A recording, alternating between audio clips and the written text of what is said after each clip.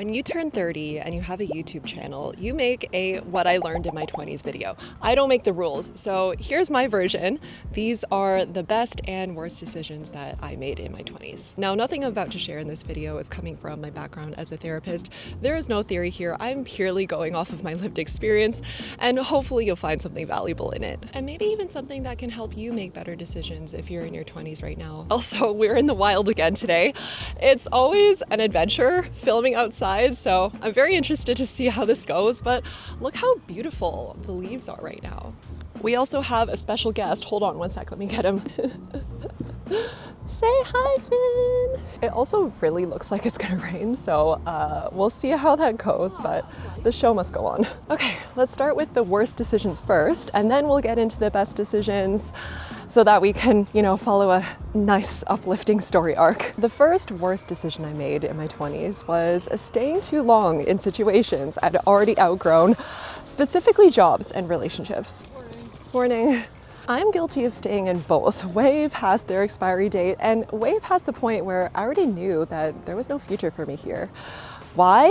Well, now that I'm older and wiser and I'm out of those situations, I can look back and see that it was because of fear. Fear of the unknown and of starting over from scratch again. If I left my job to start my own business, then that would mean that I would have to take this very seriously and I'd have to make sure it succeeds. Like, failure is not an option, and that was a lot of pressure. If I left this relationship, then I would have to face dating again. And anyone who's been in the trenches of dating in their 20s just knows how dismal it is out there. Not much more needs to be said about that. But also another fear I had when it came to leaving relationships specifically was having the breakup conversation itself. Like, I just could not stand the thought of hurting someone. But now that I officially have this badge of honor of being 30 and all the wisdom and credibility that comes along with that title, I've now realized that knowing how and when to leave is actually a set of skills that you very much can learn. And I'd actually argue that it's one of the most essential life skills to learn in your 20s, especially if you don't want to waste this precious decade. The first skill is self-awareness. You need to know yourself and what you want really well if you're going to be able to tell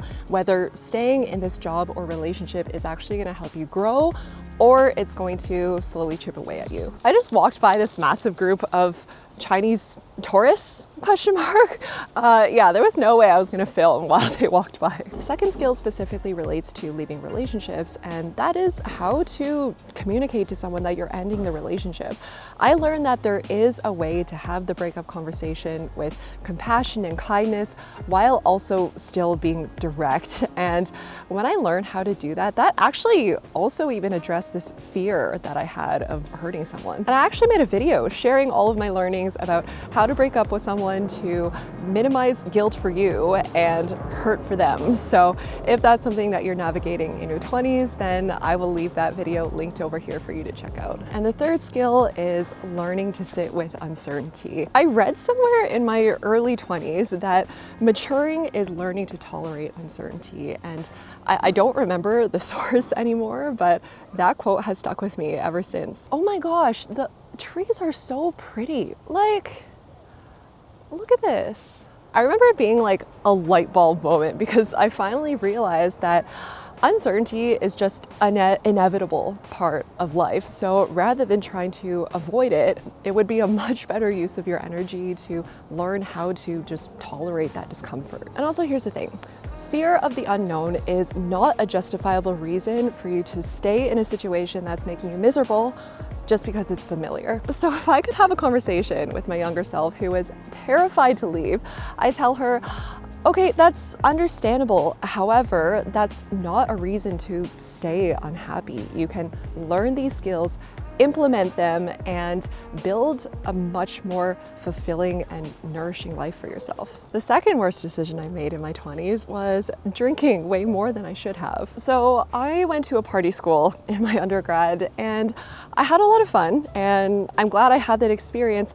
However, I will say that I haven't always had the healthiest relationship with alcohol, and in my early 20s I definitely used it as a very unhealthy coping mechanism for difficult emotions and as a social crutch. So I'm editing this video now and I'm realizing that I'm missing some footage, so let me just quickly share with you what I was saying when I thought I was recording. Essentially, looking back now, any time that I spent hungover is time that I consider wasted, like just flush down the toilet, and that's time that I really regret wasting like that. And in my mid-20s, that's when I started noticing a shift happening where I started realizing that drinking alcohol wasn't worth it for me anymore, and it made me feel shitty, not only physically, like I'm Asian, so my system really doesn't handle alcohol very well, but also mentally. And then sometime in my late 20s, I listened to the Andrew Huberman podcast episode on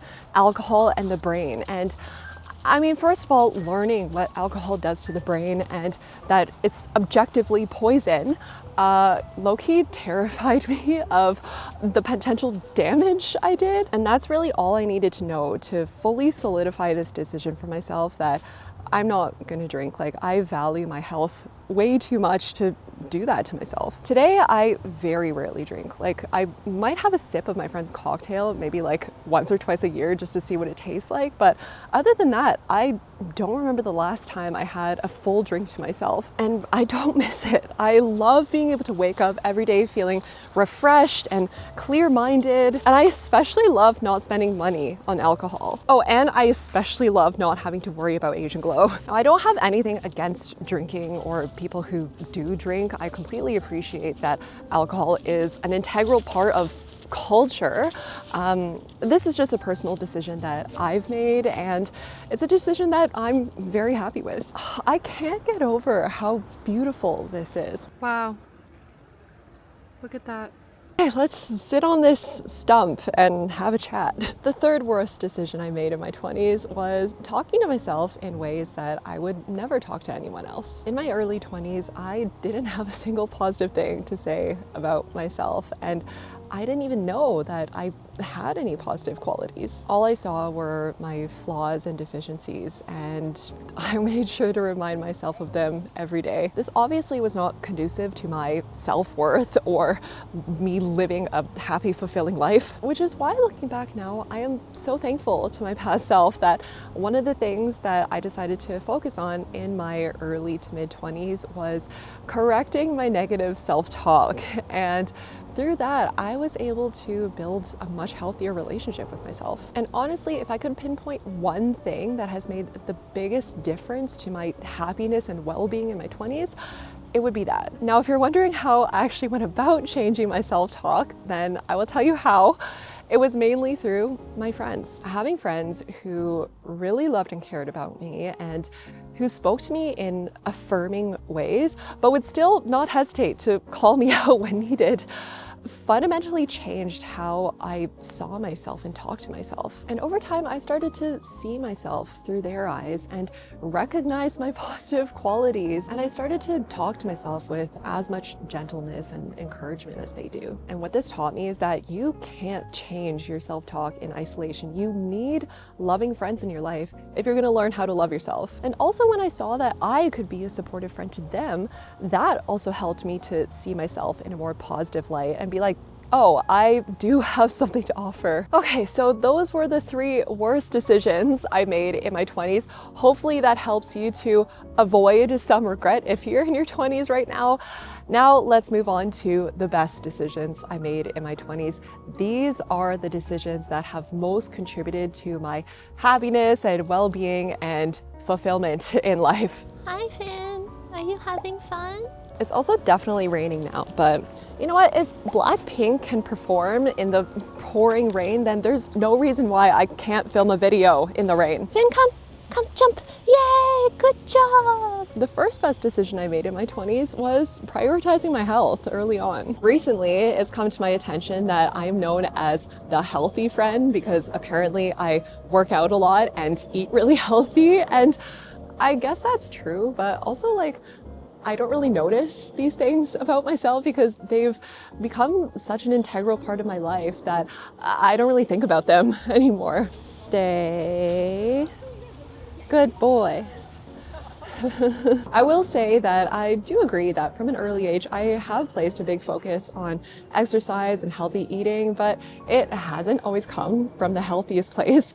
Like a lot of young girls, I first got into diet and exercise because I wasn't happy with how I looked. And I don't know, maybe I got some physical benefits from what I was doing back then, but I definitely didn't get any benefits for my self-love. But as I've matured and I've placed less and less value on physical appearance, I've completely let go of that as a reason for wanting to live a healthy lifestyle. And now I do it purely out of a place of wanting to feel my best. That's what I value the most now in this phase of my life. And I'm so glad that I'm able to say now that I feel pretty good most of the time. I feel energized. I rarely get the afternoon slump. I feel strong. I can carry a ton of groceries at one time. And I really think that the only reason I'm able to say that is because I established these healthy habits early on. And I really can't imagine living my life any other way now, especially because one of my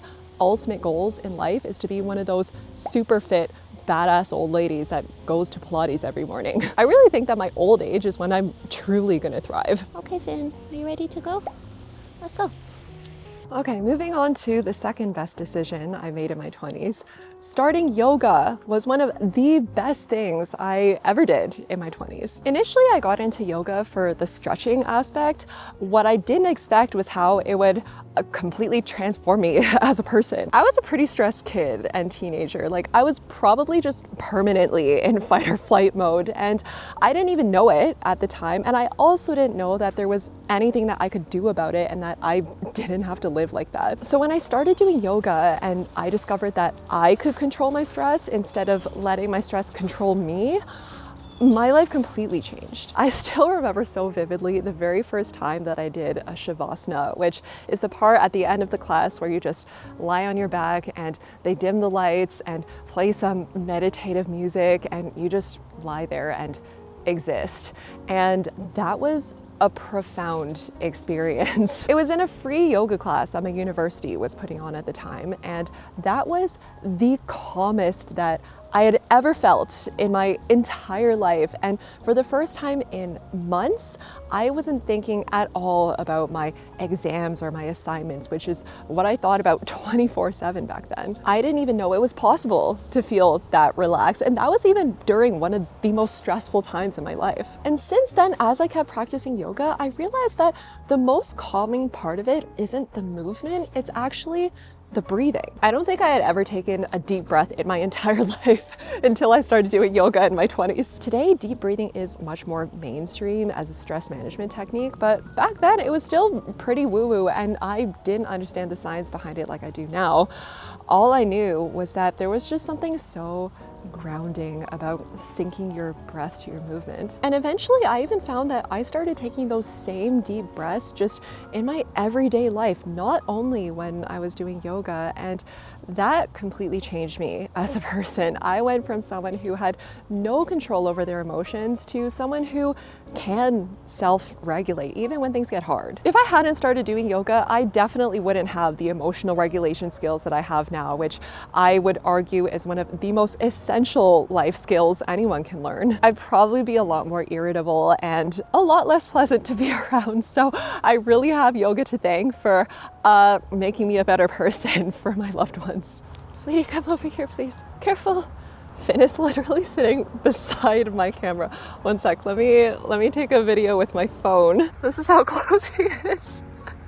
The next best decision I made in my 20s was I learned how to have hard conversations. I didn't know how to communicate in relationships in my early to mid 20s. I knew nothing about how to handle conflict or how to express my needs and boundaries. So whenever a friend or a partner did something that hurt me, what I would do instead is I would just not communicate, and I would just bottle it. And no surprise, because of that, I carried a lot of resentment. And if I could pinpoint the main reason why it was so hard for me to speak up, it was because I just didn't have the confidence. I had this like deathly fear of displeasing people and losing relationships if, God forbid, I expressed any dissatisfaction of any kind. Thankfully, I eventually outgrew that need to be agreeable at all costs, and I took it upon myself to learn how to communicate honestly and effectively. I went to therapy, I read books and listened to podcasts, all by the best relationship experts out there. I discovered the life-changing power of the I statement and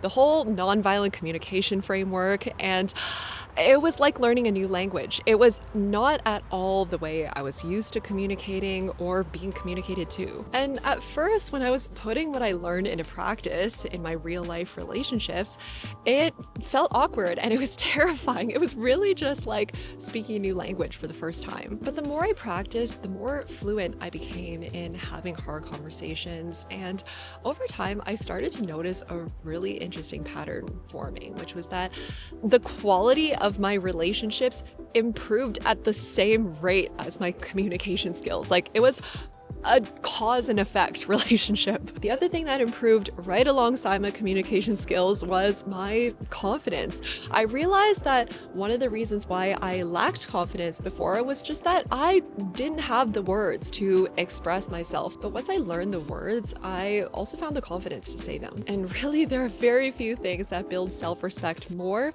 than speaking up for yourself. So for all of these reasons, I would say that learning how to communicate in relationships has by far been one of the most valuable skills I learned in my 20s. Like, it has improved my quality of life. And I'm even saying that knowing that I still have so much more to learn, because even though I'd say that I've become pretty fluent in healthy communication, if I do say so myself, it's just one of those things that the more you learn, the more you realize you don't know. But seeing how much my life has improved because of this skill, this is a lifelong learning that I have no problems fully committing myself to. This list wouldn't be complete without my decision to quit my job to build something of my own. In case you're new to my channel, the backstory here is that I quit my stable 9-to-5 job as a hospital social worker about 3 years ago, which is just wild that it was already that long ago. I quit to pursue my own thing, and today I'm a therapist and I like to make these videos. There's nothing really exceptional about my story these days. I feel like I followed the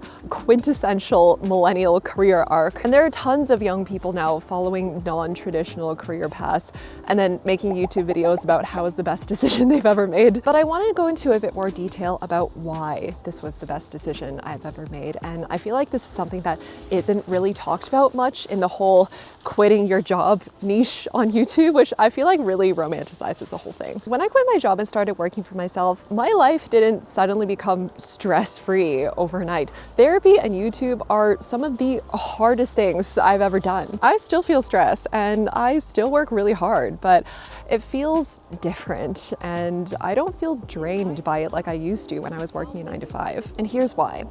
I'm now working hard for the right reasons, for goals and a mission that are really important to me. So even though I'm still under pressure, I still feel this sense of like ease and groundedness underneath it all, because I finally feel like I'm going in the right direction. And even when I'm mentally tired after a busy week, I still feel more energized and motivated than I ever have in my entire career, because I feel like I'm finally doing something that's aligned with my values. Basically, I went from being under the bad kind of stress to being under the good kind of stress, and the difference that has made to my quality of life is just night and day. And as a bit of a sub point, starting a YouTube channel is one of the best things that I did in my 20s, and it's helped me to grow in ways that I really didn't expect. It's taught me perseverance like nothing else.